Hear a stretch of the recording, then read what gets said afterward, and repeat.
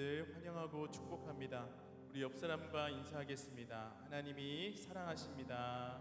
하나님이 사랑하십니다. 하나님이 사랑하십니다. 하나님이 사랑하십니다.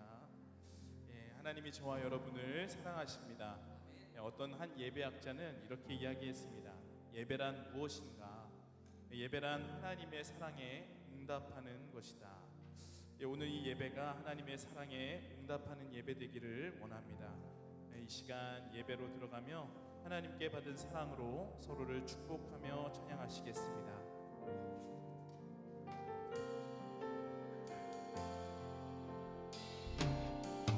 주의 말씀 앞에서 당신은 참된 예배자, 그토록 찾으시던 하나님의 기쁨, 이 세상을 위한 거룩한 생명빛 되어 이 세상을 위한 구원의 소망 되어 영원한 하나님의 나라 함께 세워가리. 서로를 보며 주의 부르심 따라 당신의 삶을 드릴 때 세상은 당신 안에서 주의 영광 보리라. 이 세상을 이길 주님의 군사 되어 이 세상을 섬길 주님의 손과 발 되어 영원한 하나님의 나라 함께 세워가리. 이 시간 사랑이신 하나님을 붙들며 나아가기 원합니다. 말씀은 하나님은 사랑이시며 그 무엇도 우리를 하나님의 사랑에서 끊을 수 없다고 이야기합니다. 하나님 앞에 서기에 부끄러운 모습이 있습니까? 이 시간 그 무엇으로도 끊을 수 없는 하나님의 사랑에 의지하여 나아갑시다.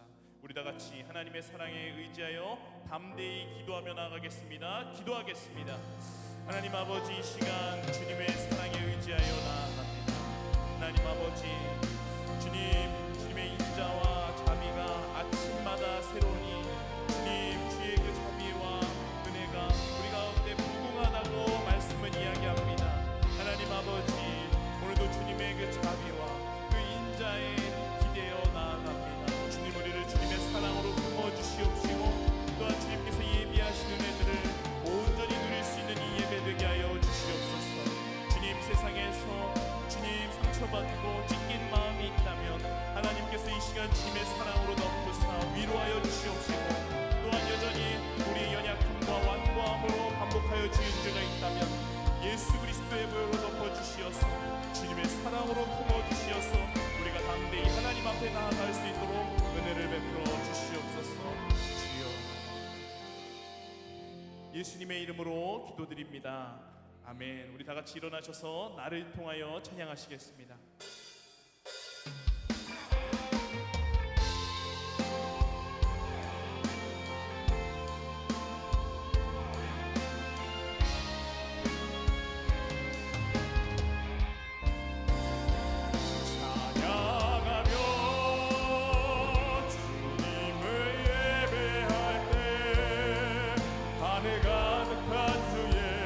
영광 보리라. 나를 통하여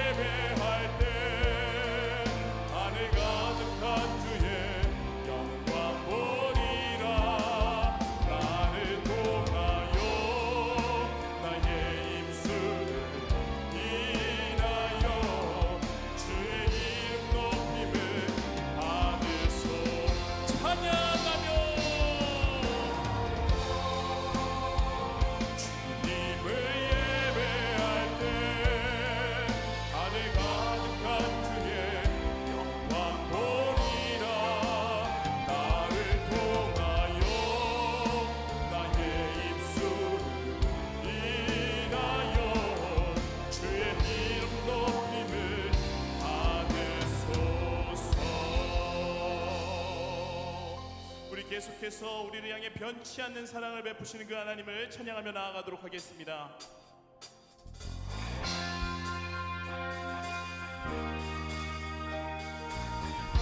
그렇습니다. 우리 하나님은 사랑이십니다. 또한 그 하나님은 신실하십니다. 하나님의 그 변치 않는 신실한 사랑으로 우리를 품으시는 그 사랑 앞에 담대히 오늘도 나아갑시다. 변치 않는 주님의 사랑과 거룩한 보혈의 공로를 우리 다 찬양을 합시다. 주님을 만나볼 때 변치 않는 주님의 사랑과 거룩한 보혈의 공로를 우리 다 찬양을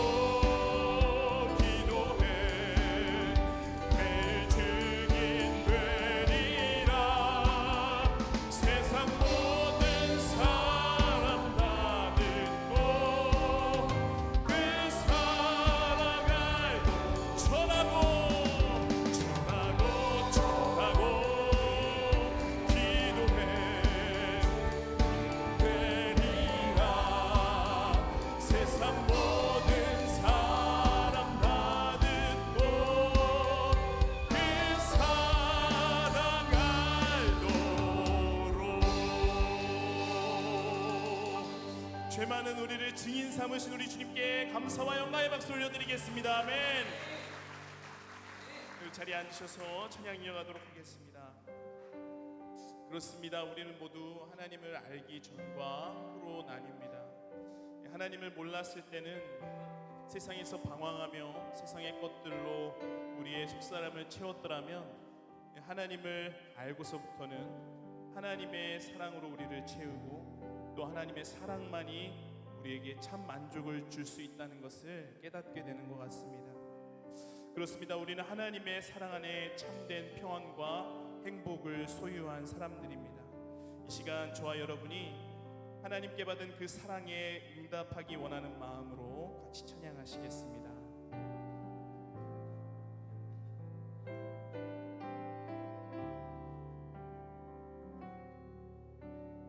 내 마음에 주를 향한 사랑이 나의 말엔 주가 주신 진리로 나의 눈에 주의 눈물 채워주소서.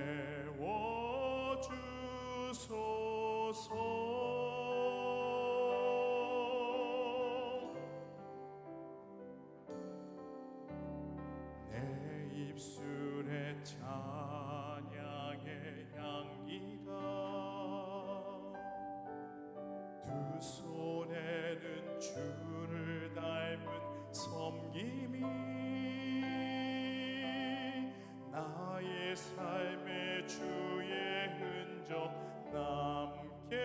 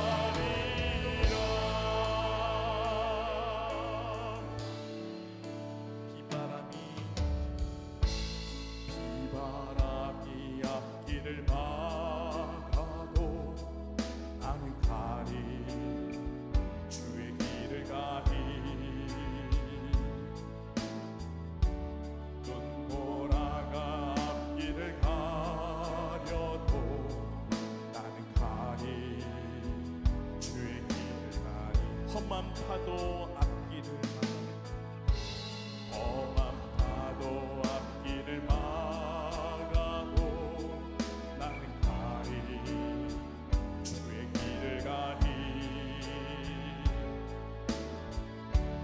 오진 바람 앞길을 가려도 나는 가리 주의 길을 가리 이 길은 영광의 길 이 길은 승리의 길 나를 구원하신 주님이 십자가 지고 가신 길 나는 가리라 주의 길을 가리라 주님 발자취 따라 나는 가리라 나는 가리라 주의 길을 가리라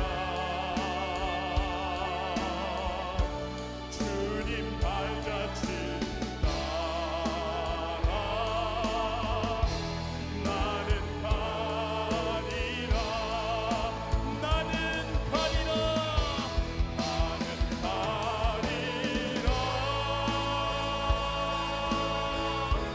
주의 길을 가리라 주님 발자취 따라 나는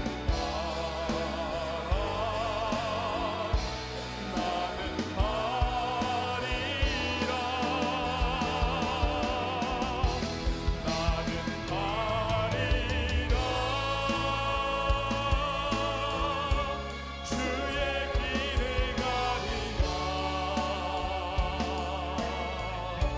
주님 발자취 따라 나는 가리라 주님 우리가 주님을 따라 나아가기 원합니다. 주님 우리로 하여금 예수님 오시는 그날까지 주님의 발자취 따라 나아갈 수 있도록 우리에게 믿음을 더하여 주시옵소서. 주님의 사랑으로 우리를 더욱더 구속하여 주시옵소서. 하나님 하나님의 고난과 영광에 온전히 동참하도록 우리 삶을 인도하여 주시옵소서. 우리 다 같이 기도하며 나아가겠습니다. 하나님 아버지 그렇습니다. 주님의 사랑과 주님의 주신 능력이 없이는 우리는 이 좁은 길을 나아갈 수 없습니다. 하나님 연약한 우리 인생으로 하여금 이 좁은 길 걷게 하시고 그 가운데 주님의 영광에 동참하게 하신 줄 믿사오니 주님 우리로 하여금 승리케 하여 주시옵소서. 우리로 하여금 믿음으로 풍성한 열매를 맺는 인생 될 수 있도록 우리를 주장하여 주시옵소서. 자라나게 하시는 이는 오직 하나님이시라였사오니 주님 우리 인생 가운데 꽃 피우시고 열매 맺어 주시옵소서. 자라날 수 있게 하시고 주 앞에서 주님 앞에서 주님께서 맺게 하신 그 열매를 온전히 맺어 살아갈 수 있는 우리 인생 되게 하여 주시옵소서. 주여 우리도 주님의 은혜와 주님의 사랑을 의지합니다. 주여 붙들어 주시옵소서.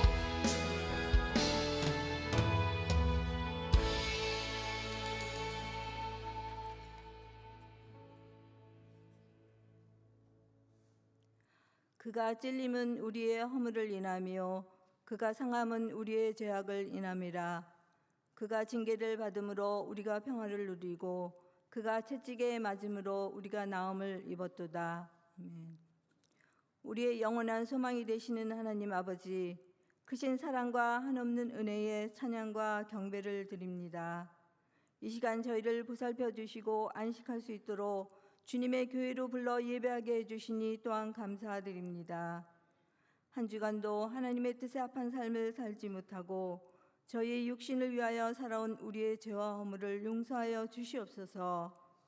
오직 생명 되시는 주님께만 소망을 두어 주님만 의지하고 생명의 길로 나아가는 귀한 믿음을 지켜나갈 수 있도록 우리를 늘 인도하여 주시옵소서. 지금은 사순절 기간을 보내고 있습니다. 우리를 위하여 갈보리 험한 언덕을 친히 십자가를 지시고 못 박히사 십자가에 흘리신 보혈을 바라보며 묵상하고 우리의 죄와 허물을 회개하는 시간을 통해서 고난에서 소망을, 부활의 기쁨을 기다리게 하여 주시옵소서. 힘든 이 시기에 살아가는 이 나라와 민족을 불쌍히 여기사 이 땅에 고난이 없게 하시며 주님의 사랑과 평화가 넘치는 정의롭고 공의로운 나라가 되게 허락하여 주시옵소서. 자비로우신 하나님, 교회를 위하여 기도드립니다. 영아부부터 장년부에 이르기까지 모두가 같은 말, 같은 마음, 같은 뜻으로 온전히 합하는 교회가 되게 하여 주시옵소서. 성령님의 뜨거운 역사가 살아 움직이며 지역의 큰 방주의 역할을 감당하는 교회가 되게 하여 주시옵소서. 복음의 사람, 예배자로 살게 하소서. 오늘은 선교주일로 지킵니다.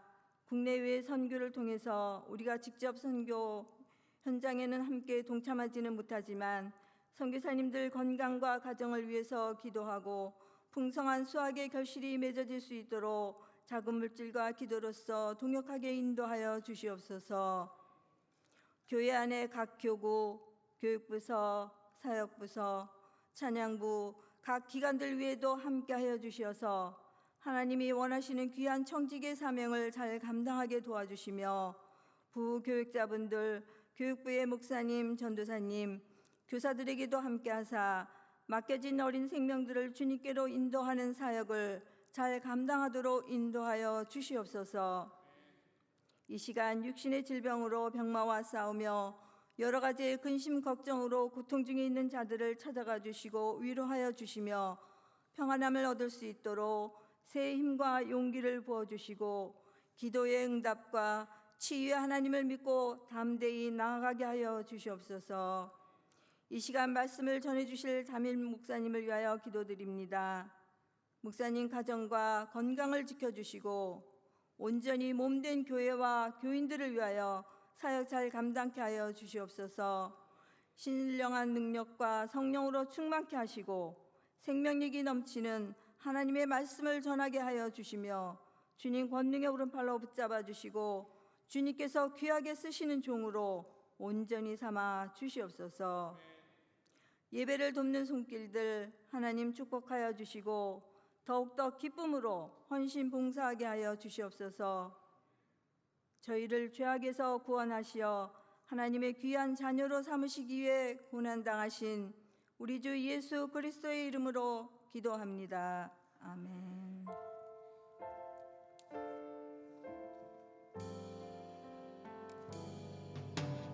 하늘에 계신 우리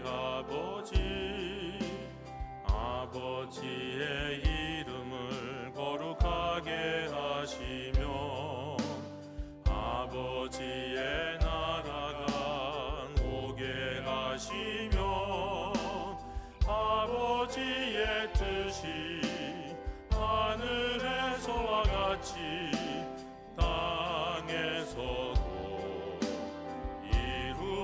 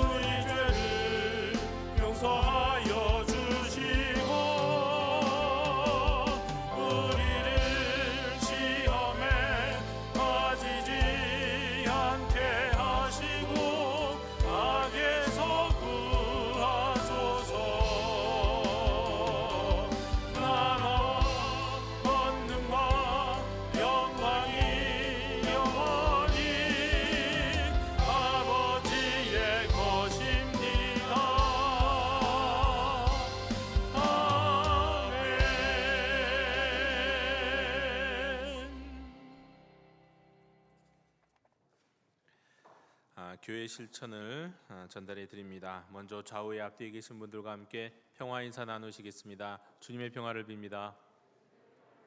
주님의 평화를 빕니다. 오늘은 우리가 사순절 5번째 주일 및 선교 주일로 지킵니다. 이번 주 금향로 기도회는 우리 청소년과 청년을 위한 금향로 기도회로 특별히 드립니다. 오늘 우리 오후 1시 성교관 3층 영성홀에서 우리 영도교회 블레싱 실버주의학교 개강 예배가 있습니다. 우리 71세가 넘으신 어르신들은 많은 분들이 참여해 주셨으면 좋겠습니다. 우리 세례 입교 예식은 우리 다음 주 4월 2일 오전 9시에 있는데, 이를 위해서 세례 입교 응답이 4월 1일 토요일에 있겠습니다. 해당되시는 분들은 시간을 참고해 주셨으면 좋겠습니다. 고난주간 특별 새벽 기도회 4월 3일부터 4월 7일까지 이어지는 시간 우리 5시 20분에 본당에서 시작이 되겠습니다. 우리 담당하신 분들은 꼭 기억하시고, 많은 분들이 특별히 다른 때는 몰라도 이 고난주간 새벽 기도회는 함께 말씀으로 주님의 십자가의 길에 동참할 수 있었으면 좋겠습니다. 부활절 가족 찬양제가 4월 9일 부활절 오후 2시에 있습니다. 영도교회 모든 가족들이 참여하실 수 있습니다. 가족이라 하면 혈연 가족도 있고 또 다양한 가족들을 만들 수 있고 동기들이 함께 찬양할 수도 있습니다. 많은 분들 신청하셨으면 좋겠습니다. 우리 사순절 기도로 채우는 십자가가 계속되고 있습니다. 우리 사순절 기간 가운데 우리 예배당과 기도실에서 기도하는 기도의 1시간을 채우실 때마다 우리 십자가의 스티커 1개를 부착하며 이 기도의 자리에 참석하실 수 있으면 좋겠습니다. 우리 다음 주에 좋은 이웃 프로젝트가 진행이 됩니다. 우리 영도교회가 계속해서 이웃들을 더 잘 섬기는 교회가 될 수 있도록 여러분 기도해 주시길 바랍니다. 4월 22일부터 아버지 학교가 5주간 진행됩니다. 내가 지금보다 조금이라도 더 좋은 아빠, 조금이라도 더 좋은 남편이 될 여지가 있다고 생각하시는 분들은, 난 이미 다 충분해라고 생각하지 않고 조금이라도 더 좋은 아빠, 또 좋은 남편이 될 수 있는 여지가 있다고 생각하시는 분들은 참여하시면 여러분의 가정이 더 행복해지실 줄로 믿습니다. 우리 선교사관에 우리 이진희 선교사님과 자녀 2분이 입시를 하셨습니다. 그 밖에 우리 교우 동정과 우리 모임이 안내는 광고와 우리 또 주보를 참고해 주시기를 바랍니다. 이제 오늘 우리에게 주신 하나님의 말씀을 제가 봉독합니다. 하나님의 말씀은 마태복음 24장 15절에서 27절까지의 말씀입니다. 하나님의 말씀을 경청하십시오. 그러므로 너희가 선지자 다니엘이 말한 바 멸망에 가증한 것이 거룩한 곳에 선 것을 보거든 읽는 자는 깨달을진저 그때에 유대에 있는 자들은 산으로 도망할지어다. 지붕 위에 있는 자는 집 안에 있는 물건을 가지러 내려가지 말며 밭에 있는 자는 겉옷을 가지러 뒤로 돌이키지 말지어다. 그날에는 아이벤 자들과 젖먹이는 자들에게 화가 있으리로다. 너희가 도망하는 일이 겨울에나 안식일에 되지 않도록 기도하라. 이는 그때에 큰 환란이 있겠음이라. 창세로부터 지금까지 이런 환란이 없었고 후에도 없으리라. 그 날들을 감하지 아니하면 모든 육체가 구원을 얻지 못할 것이나 그러나 택하신 자들을 위하여 그 날들을 감하시리라. 그때에 사람이 너희에게 말하되 보라 그리스도가 여기 있다 혹은 저기 있다 하여도 믿지 말라. 거짓 그리스도들과 거짓 선지자들이 일어나 큰 표적과 기사를 보여 할 수만 있으면 택하신 자들도 미혹하리라. 보라 내가 너희에게 미리 말하였노라. 그러면 사람들이 너희에게 말하되 보라 그리스도가 광야에 있다 하여도 나가지 말고 보라 골방에 있다 하여도 믿지 말라. 번개가 동편에서 나서 서편까지 번쩍임 같이 인자의 임함도 그러하리라. 아멘.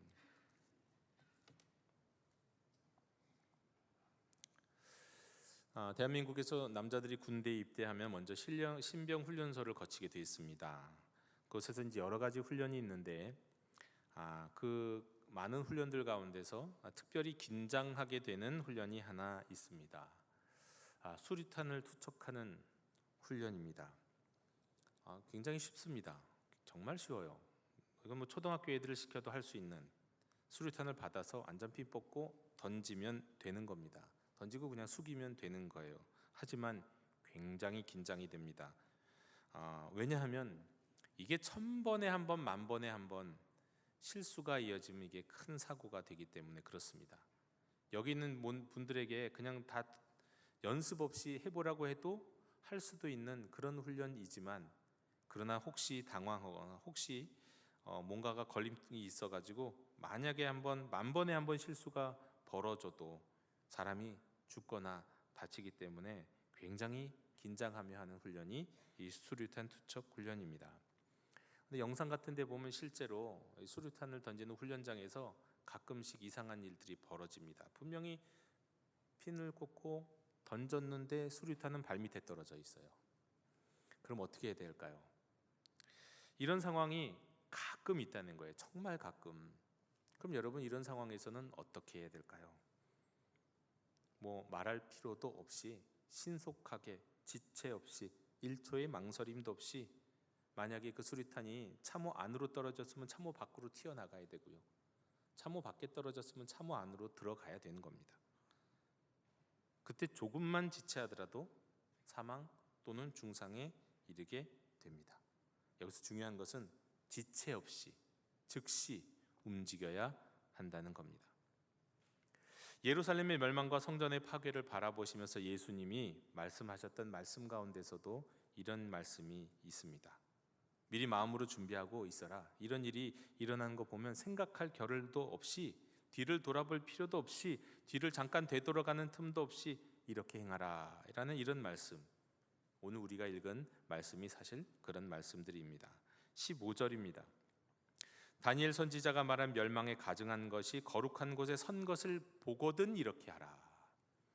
이게 징조라는 거예요. 마치 수류탄을 잘못 던져서 발밑에 떨어진 것처럼요, 그때 즉시 피해야 되는 것과 마찬가지로 멸망에 가증한 것이 거룩한 것에 선 것을 보게 되면 너희는 앞으로 이렇게 피해라. 지체하지 말고, 이 말씀을 하시는 겁니다. 그땐 정말 모두 행동해야 됩니다. 그때는 내가 추세를 관망해야겠다, 한번 잘 살펴봐야지, 둘 중에 내가 하나를 선택해야지, 이럴 수 있는 시간이 없어요. 그냥 무조건 몸이 있는 대로, 몸에 반응하는 대로 피해야 됩니다. 예루살렘 성을 버리고 도망해야 된다는 거예요. 거룩한 멸망에 가증한 것이 거룩한 것에 선 것을 보게 된 거면, 그러면 그때는 무조건 도망해라. 그런데 이 말을 듣는 제자들과 유대인들은 이 말씀이 무슨 말씀인지를 사실 이미 어느 정도 넌지시 알고 있었습니다. 왜냐하면 이미 이스라엘의 역사 속에서는 이런 일들이 있어 왔거든요. 예수님이 이 말씀하시는 이 순간부터 한 200년 전쯤에도 실제로 있었고, 또 그때 그 수치와 그때 그 핍박을, 그리고 그 수치와 핍박 속에서 전쟁을 벌여서 잠시나마 승리했던 것을 이스라엘 백성들은 기념하면서 절기로 지키고 있었거든요. 그리고 지금까지도 그것은 한우카, 수전절이라는 이름으로 지금까지도 그 절기를 유대인들은 지키고 있기 때문입니다. 그래서 기억하고 있어요. 멸망에 가증한 것이 거룩한 곳 위에 선다는 것이 무엇인지를 알고 있다는 겁니다. 기원전 167년 안티오쿠스 4세 에피파네스는 유대교를 억압하기 위해서 헬레니즘의 문화와 종교를 유대인들에게 강요하기 위해 계속해서 악행을 저지르고 있었습니다. 그가 저지른 악행 중에서 절정의 악행이 바로 그거였습니다. 예루살렘 성전에 가장 성스러운 성소에다가 제우스 동상을 세운 거예요. 제우스 동상. 또 그 모든 성전을 돼지피로 물들였던 거죠. 그로 인해서 성전은 완전히 부정해져 버렸어요. 하나님의 성전이 하나님의 성전, 하나님의 영이 임재하는 곳으로 더 이상 활동할 수 없는, 작용할 수 없는 그런 곳이 돼버렸어요. 세속적 공간이 돼버렸어요. 전락해버렸어요. 그래서 많은 유대인들이 분노했고, 이것이 마카비 혁명의 원인이 됐고, 마카비 혁명은 잠시 실제로 성공하게 됐습니다. 안티오쿠스는 이때 할례도 금지하고 안식일도 금지하고 모세오경을 연구하는 것도 금지하고, 이것을 따르지 않는 유대인들은 고문하고 학살했어요. 이것을 피해서 많은 사람들이 실제로 산으로 도망했고 숨어 들어갔습니다. 때문에 멸망에 가증한 것이 거룩한 곳에 세워지거든 지체 없이 도망하라고 하시는 이 예수님의 말씀을, 이 말씀을 듣는 유대인들은 이미 무슨 뜻인지 대충 넌지시 알고 있었다는 거예요. 예수님은 다시 한번 말씀하시는 겁니다. 그런 일이 또 있을 것이다. 예루살렘과 성전에 그와 같은 일이 일어날 것이다. 그러나 이제 있을 거는 이전에 있을 것보다 더 심할 거야. 그러면서 먼저 산으로 도망하라고 하셨습니다. 유대 지방의 산악지는 험악해서 도피하기 아주 딱이었습니다. 지붕 위에 있는 자는 집 안으로 들어가는 물건을 챙기지 말고 도망하라 했습니다. 유대인들의 집들은요, 지붕 위에서 집 안으로 들어가는 게 아니라 지붕 위에서 바로 바깥을 통해서 계단이 바깥으로 나 있었어요. 그냥 지붕에 있으면 바깥 계단을 통해서 바로 그냥 도망가라는 거예요. 집 안 들어가서 챙기지 말고요. 밭에서 일하기 전에는 반머리에다가 옷을 벗어놓고 일하는데 그것도 챙기지 말아라. 바로 도망가라. 이 모든 말씀은 그날의 급박함을 말씀하시는 거예요. 상징적인 말씀이죠. 실제로 그렇게 하라 뭐 이런 말씀보다 얼마나 급박하게 움직여야 되나에 대한 말씀인 겁니다. 또 그때의 그 시련과 고난과 환난이 얼마나 잔인한 것이냐면 임신한 이들과 갓난 아이를 데리고 있는 엄마들은 이게 더 괴롭다는 거예요. 혼자 살기도 힘들어 죽겠는데 훨씬 더 몇 배로 괴로울 것이다 라는 겁니다. 고통스러울 것이다 말씀하시는 거예요. 이날이 겨울이 아니기를 기도하라 하셨는데 그 이유는 먹을 것과 입을 것과 잠잘 곳, 겨울에는 다 부족하고 어렵잖아요. 그러니까 그 고통이 심해지니까 그런 거고요. 안식일이 아니기를 기도하라고 하셨는데 안식일에는 멀리 이동할 수도 없습니다. 뭐 1.5km, 뭐 800m 더 이상 움직이면 안 돼요. 안식일에는요. 일을 해서도 안 되고요. 그러다 보니까 더 고통스러운 거예요. 이때 바로 이 날에는 창세로부터 지금까지 없었던 큰 환란이 예루살렘을 덮을 것이라고 예수님이 말씀하고 계신 겁니다. 그리고 하나님께서 그 날들을 감하지 않으시면 아무도 살아남지 못할 것이다. 택하신 자들을 위하여 하나님이 그 날들을 감하실 것이다 라고 말씀하셨습니다. 실제로 기원 후 70년 그때 멸망했던 예루살렘, 로마와 유대 간에 있었던 어마어마한 5년간의 전쟁 속에서 예루살렘에서는 어떤 일이 있었나? 6월절 3일 전에 수많은 사람들이 이미 예루살렘에 모여 있는데 절기를 지키기 위해서 그때 이제 군중들이 가득 차 있는 가운데 예루살렘 성이 포위를 당해요. 어떻게 됐을까요? 먹을 게 있을까요? 나가지도 들어가지도 못하고 있는 상황 속에서 그래서 예루살렘 안에서는 기아로 인해 사람들이 허덕입니다. 짐승의 가죽도 먹고 가죽을 먹어요. 살이 아니라 가죽을 먹고 나무 껍질도 먹고 똥까지 먹었대요. 강도떼들은 하루에도 몇 번씩 여러 집들을 막 드나들면서 그냥 있는 것들 먹을 게 혹시 없나 하고 수탈했어요. 심지어는 자식을 죽여서 먹는 일도 있었어요. 로마군이 공격해 들어온 후에는요, 예루살렘 거리와 성전은 그야말로 시체와 피로 뒤덮였어요. 성전은 돌 하나 위에 돌 하나도 남지 않을 정도로 파괴가 됐고 성안은 대부분 폐허가 되었습니다. 그러나 이것조차도 하나님이 택하시는 이들을 위하여 감하여서 그나마 그 안에서 나중에 살아남는 사람이라도 있었다는 겁니다. 자, 이런 일이 있을 때 또 미혹도 있을 거라고 말씀하십니다. 거짓 그리스도와 거짓 선지자들이 심지어 큰 표적과 기사를 보여주면서 할 수만 있다면 택하신 자들도 미혹하는 일이 일어날 것이라고 말씀하셨어요. 자신을 그리스도라, 내가 선지자라고 하면서 이런 능력 저런 능력 보여주고 그럴싸한 말로 미혹하는 일이 있을 것이다. 거기에 미혹된 다른 이들이 그리스도가 광야에 있다느니, 세례 요한이 그랬죠. 골방에 있다느니, 그리스도가 모든 사람들 보이는 게 우리만의 공동체에 그리스도가 오셨어. 이리로 와야만 그리스도를 만날 수 있어. 은밀하고 컬트적인 종교처럼 말이죠.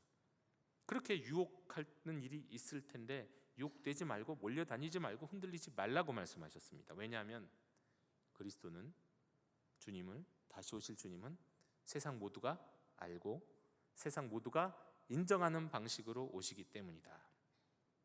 다시 오시는 주님은 어떤 특정 이단 종파 한 공동체 안에만 비밀리에 오시는 분이 아니에요. 그들만 인정하는 그리스도가 아니에요. 그건 다 가짜예요. 때문에 사람들이 많이 있는 곳이 아니라 광야나 골방이 아니라 비밀스럽게 만날 필요도 없이 그냥 오시면 안다는 거예요. 그분이 재림하신 하나님의 독생자 예수님인 걸 안다는 거예요. 그런데 제가 쉽게 설명을 해드렸지만 그런데도 불구하고 이 말씀을 좀 묵상하고 읽다 보면 뭔가가 좀 명쾌하지 않은 부분이 있습니다. 분명히 24장 1절과 2절로 미루어 보아서 예수님은 예루살렘과 성전의 멸망에 대해서 지금 말씀을 하시는 것 같은데 그게 다가 아니구나 하는 걸 알 수 있기 때문에 그렇습니다. 그래요. 여러분, 오늘의 말씀은 지금부터 2050여 년 전에 실제로 일어났던 한 사건, 유대 로마 전쟁으로 해서 예루살렘이 멸망하고 성전이 파괴되는 사건만을 말씀하시는 게 아니에요. 예수님의 묵시는 아까도 말씀드렸던 것처럼 기원전 586년에 바벨론에서 유대가 멸망할 때도 비슷한 일이 있었죠. 기원전 167년 안티오코스 4세 에피파네스에게 핍박당할 때도 그런 비슷한 일이 있었죠. 그리고 무엇보다 예수님이 십자가에서 죽으시고 부활하시고 승천하신 후 기원 후 70년경에 이런 일이 있었어요. 하지만 마지막 때에 아직 우리가 겪지 못한, 주님이 다시 오셔서 이 땅에 새 하늘과 새 땅을 펼치실 종말 전에 일어날 환란이기도 한 겁니다. 다시 말해서 이미 일어난 일이요, 아직 일어나지 않은 일이에요. 이미 예루살렘과 성전의 멸망과 함께 일어난 일이요, 주님이 다시 오실 종말에 이르지 않았기 때문에 아직 다 끝나지 않은 이야기, 오늘 말씀입니다. 그런데 또 민족에 따라서는, 또 개개인에 따라서는 이미 이런 비슷한 대환란과 같은 고통과 고난을 겪었거나 겪고 있는 경우도 있을 수 있어요. 이렇든 저렇든 여기 있다 저기 있다 라고 얘기하는 여러 가지 미혹에 흔들지 말아야 한다 말씀하십니다. 다시 오실 주님은 나만의 주님이 아니고 어떤 소규모 공동체의 주님이 아니고 몇몇 사람들만의 주님이 아니라 온 인류가 바라볼 수 있는 주님으로 오신다.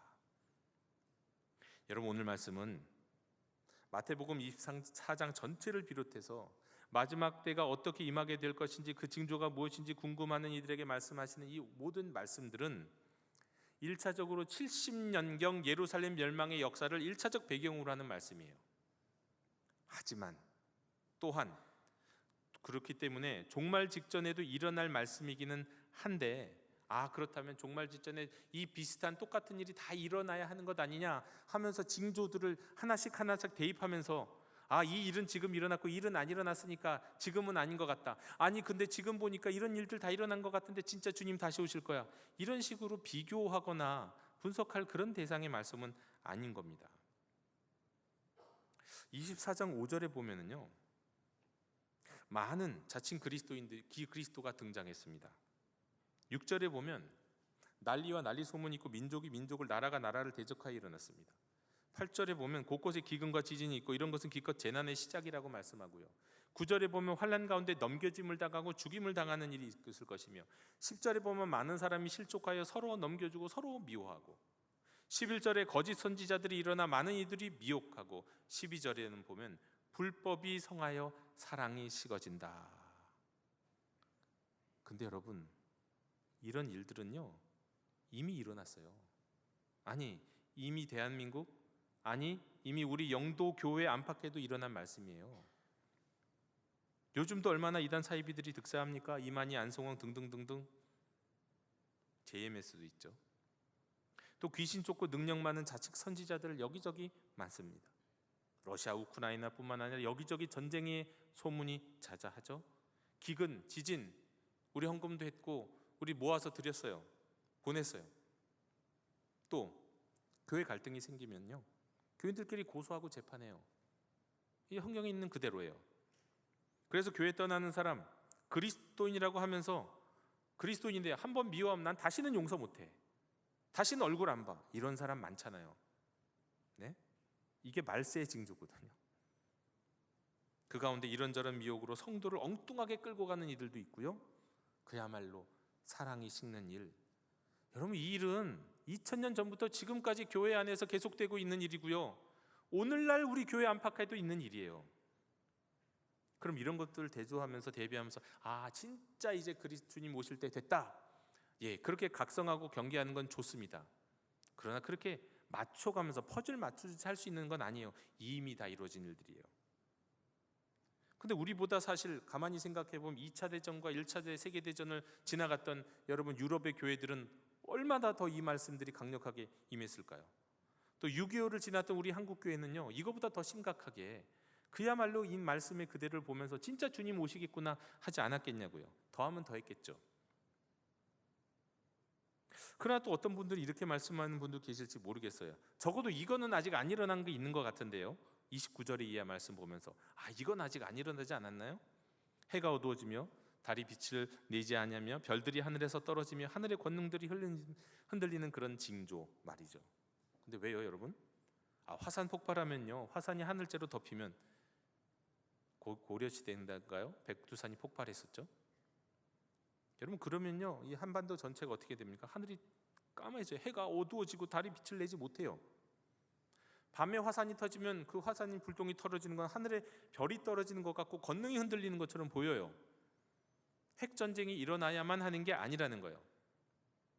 따라서 예수님이 예루살렘 멸망의 이야기를 통해서 마지막 때 일어날 일들을 말씀하신 이 말씀 속에 많은 징조들은 이미 충분히 넘치도록 일어났고 일어나고 있기에 중요한 건 이건데요.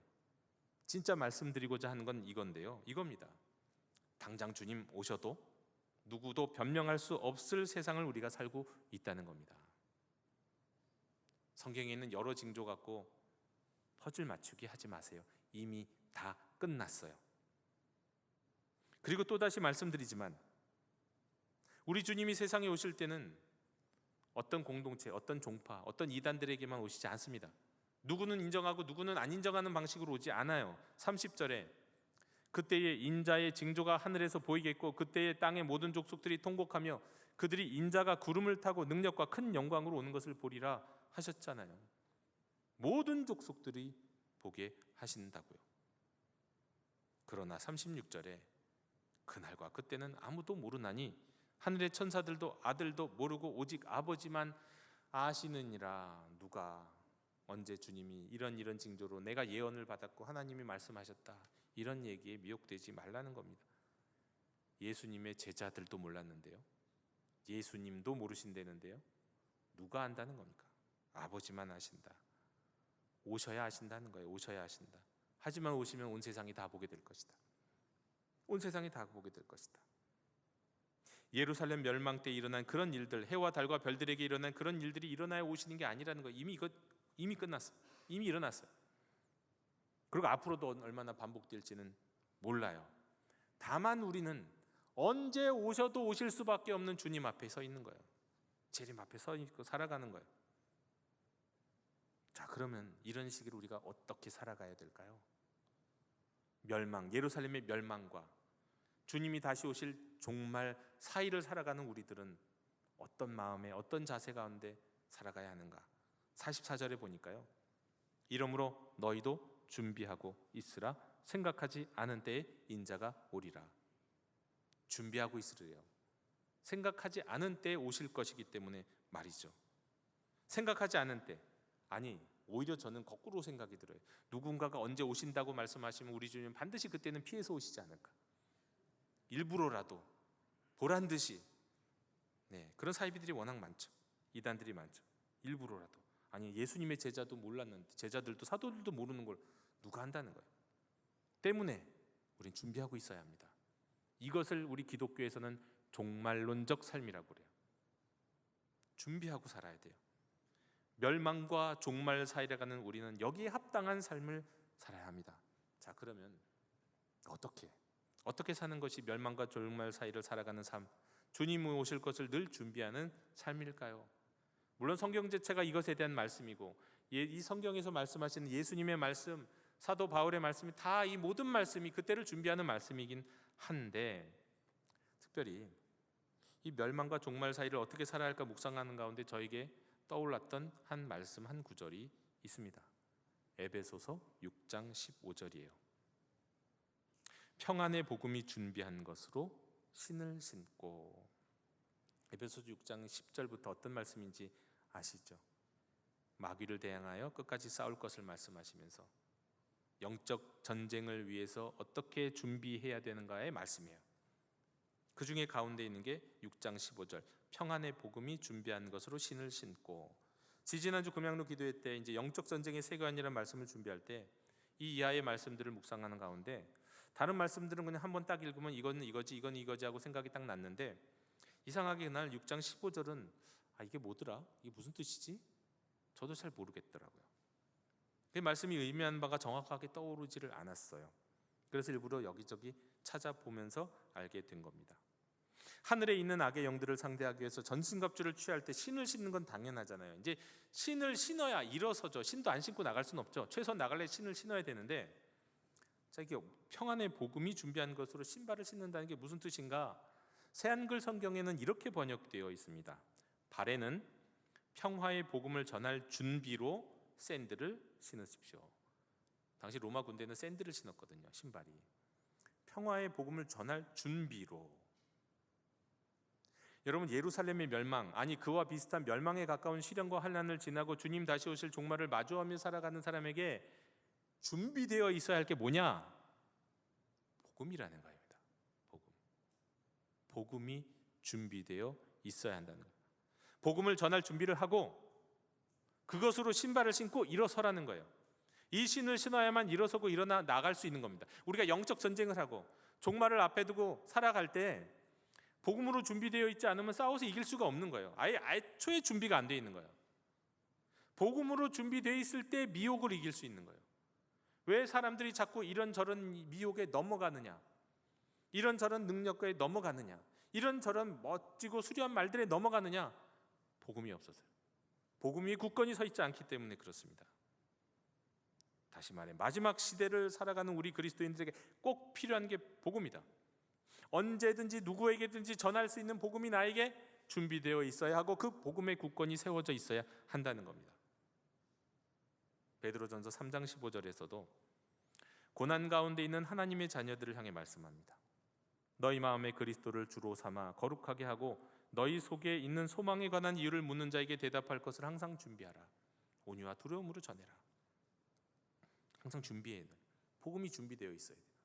누가 옆구리 툭 치면 나올 수 있는 복음이요. 멸망과 종말 사이를 살아가는 우리가 시험과 환난이 있어도 절망하지 않을 수 있는 이유, 희망을 가질 수 있는 이유, 복음입니다. 이런저런 미혹에 넘어가지 않고 분명하게 세워서 싸워가면서 승리할 수 있는 이유도 복음이에요. 복음이 있어야 돼요. 항상 내 자신을 위한 복음이, 이웃을 위한 복음이 준비되어 있어야 합니다. 영독의 형제자매 여러분, 마지막 때를 위한 이 영적인 준비는요, 사실 연륜이나 직분, 교회 직분, 목회자다, 평신도다 이런 것과 비례하지 않습니다. 에베소서 6장 14절 15절에 보니까 진리로 허리띠를 띈다고 그랬거든요. 진리의 허리띠를 띠고, 허리띠를 띈다는 건 착용한다는 거잖아요. 그 진리가 뭐예요? 복음이고, 진리가 예수님이고, 진리가 말씀이거든요. 그게 복음 안에 다 담겨 있는 거. 복음을 착용한다는 거예요. 무슨 얘기입니까? 복음을 믿고 복음을 영접한다는 뜻이에요. 또 의의 호심경을 붙인다고 그랬어요. 의의 이 흉배를 붙인다는 건데요. 의가 뭡니까? 복음을 믿을 때 하나님이 주시는 의거든요. 복음을 통해 예수님을 영접할 때 하나님과의 관계가 회복할 때면 하나님과 관계가 회복된 사람에게 주시는 의, 그 의거든요. 이것도 복음이에요. 그러니까 이 영적 전쟁을 위해서 전신갑주를 무장할 때 가장 필요한, 앞서서 필요한 세 가지가 다 복음이에요. 복음이 없으면, 복음을 믿지 아니하면, 복음을 영접하지 아니하면, 복음을 착용하지 아니하면, 복음으로 내 가슴을 가로막고 복음으로 내가 채워져 있지 아니하면, 또 내가 누군가에게 전할 수 있는 복음이 없으면 영적 전쟁에 나갈 수조차도 없는 거예요. 복음은 그만큼 중요한 겁니다. 다시 말해서 우리 교회 올해의 주제, 방금 전에도 우리 권사님 기도하셨을 때 말씀하셨던 것처럼 복음의 사람이 되어야 한다는 뜻입니다. 복음의 사람이 되어야 멸망과 종말 사이 가운데 미혹에 넘어가지 않고 낭망하지 않고 절망하지 않고 살아갈 수 있다는 거예요. 철저한 복음의 사람이 되라. 영독의 형제자매 여러분, 복음을 믿고 우리가 복음 안에 살고 전할 복음이 늘 준비되어 있는 복음의 사람이 다 되시기를 원합니다. 우리 영도교회가 앞으로 이런 사명을 갖고 여러분들을 도와드리겠습니다. 적어도 우리 영도교회 성도라면 옆구리만 찔러도 입으로 복음이 나올 수 있도록 제가 그렇게 하려고 해요. 여러분 따라오기 힘드셔도 따라오셔야 돼요. 그렇게 할 겁니다. 그건 제 사명이고요. 우리 교회의 사명이에요. 왜냐하면 마지막 때를 이길 수 있는 것은 복음밖에 없거든요. 어떤 분은 복음을 길게 이야기할 수 있는 분이 있어요. 내가 복음을 1시간 정도 내가 복음으로 설교할 수도 있습니다. 그런 분도 계실 거예요. 많은 공부를 하시고 많이 숙련된 분들도 있을 수 있습니다. 하지만 많은 분들은, 실상 많은 분들은 지금 옆에 계신 분에게 복음을 이야기해 보세요. 당신이 믿는 복음을 전해 보세요 라고 얘기하면 당황하세요. 주저하세요. 뭐 해야 되지? 끄적끄적 하시고 한 시간만 시간 주시면 제가 어떻게 좀 적어보고 준비해 볼게요. 이렇게 하실 거라고요. 그래서 안 된다는 거예요. 복음은 늘 준비되어 있어야 돼요. 제가 이번 주에 한 가지 숙제를 내드립니다. 여러분이 있고, 여러분이 믿고, 여러분이 영접하고, 여러분이 그 안에서 살아가는, 그리고 나의 가족과 이웃과 형제들에게 전하고 싶은 그 복음을 한 페이지 적어보세요. 너무 길게는 적지 마시고요, 종이 한 장에 한번 적어보세요. 그리고 그 전한 복음을, 준비된 복음을요, 가정 예배에서 또 셀 모임에서 서로 그 복음을 나누어 보세요. 복음을 전해 보세요. 아마 여러 가지 생각을 하시게 될 거예요. 내가 신앙생활 50년 했는데 복음을 정리하는 게 이렇게 어려운 일이던가, 툭 나오지 않는다는 걸 알게 되실 거예요. 내가 기도는 이렇게 많이 했는데, 성경 공부도 이렇게 많이 했는데, 오랫동안 하였는데, 이 복음 한마디가, 복음 한 줄 써지는 게 이렇게 어려운가?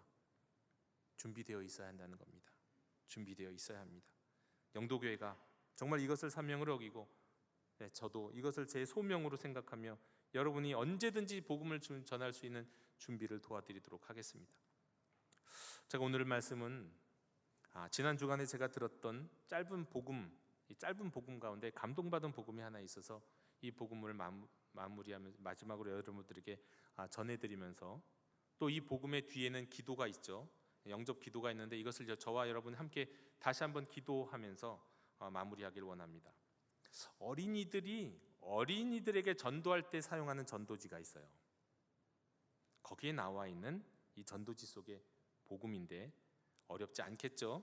그러나 아주 짧은 이 복음 안에 아주 중요한 내용들이 잘 담겨 있고 감동적이기 때문에 여러분과 함께 나눕니다. 뒤에 우리 영접 기도할 때는 여러분 같이 기도를 따라서 기도해 주셨으면 좋겠습니다. 내용은 이렇습니다. 왜 마음이 허전할까요? 우리의 마음이 진짜 사랑으로 채워지지 않았기 때문이에요. 이 세상 모든 것을 창조하신 하나님께서 우리를 진짜 사랑하세요. 그런데 우리의 나쁜 마음, 즉 죄 때문에 하나님과 멀어지게 되고 그 사랑을 느낄 수 없게 되었어요. 우리의 힘으로는 이 멀어진 간격을 좁힐 수가 없어요. 죄의 대가는 죽음이기 때문이에요. 바로 예수님이 우리의 죄를 다 짊어지고 십자가에서 죽으시고 다시 살아나셨어요. 예수님은 우리를 구원하셨어요. 우리의 마음에 예수님을 받아들이면 우리의 모든 죄를 용서받고 하나님의 사랑을 풍성하게 누릴 수 있어요. 우리 함께 기도하시겠습니다. 기도를 따라하시기 바랍니다. 예수님, 나를 사랑하시고 십자가에서 죽으심으로 나를 구원해 주셔서 감사해요. 이제 나는 마음의 문을 열어 예수님을 믿고 받아들이려 합니다. 내 마음에 들어오셔서 나의 죄를 용서하시고 예수님의 사랑을 더 알 수 있도록 도와주세요. 예수님의 이름으로 기도합니다. 아멘.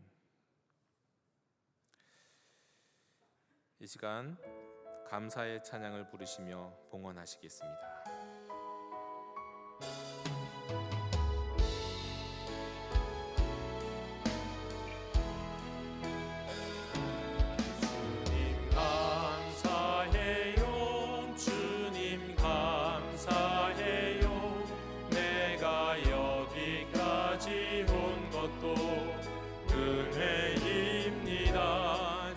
주님 감사해요.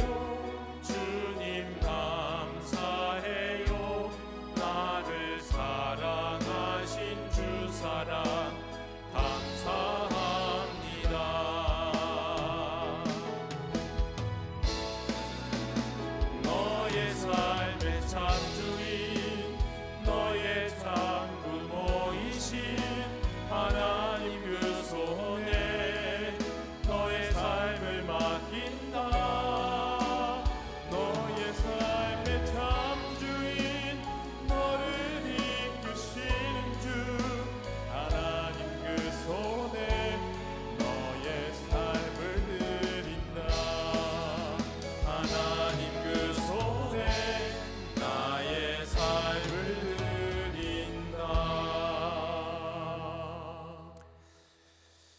멸망과 종말 사이를 살고 있는 저희들에게 풍성한 삶을 허락하시는 하나님 감사합니다.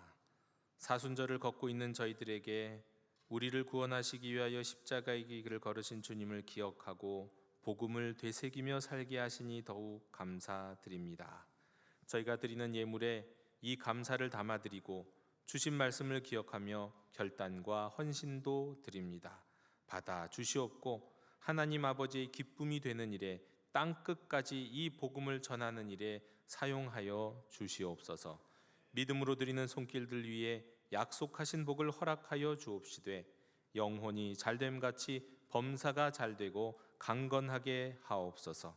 감사드리며 예수님 이름으로 봉헌기도 드리옵나이다. 아멘. 다 함께 자리에서 일어나셔서 결단의 찬양 함께 부르시겠습니다.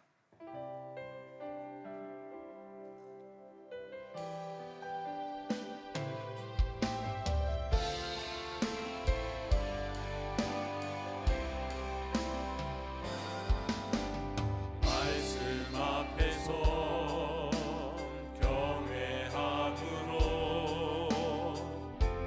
주께 홀로 섭니다. 생명의 말씀 읽고 순종해 주를 예배합니다. 기록된 말씀 힘이 있어서 진리로 우리 거룩해 하며 거룩한 말씀 세세 영원히 복음이 되어 말씀하시네. 하나님 말씀에 두려워 떠는 자 그 말씀에 생명을 거는 자 한 사람 찾으시는 주님의 약속을 믿어 하나님 말씀에 운명을 거는 자 순종하며 주 따라가는 자 영원한 하나님 나라 이뤄갈 주의 교회여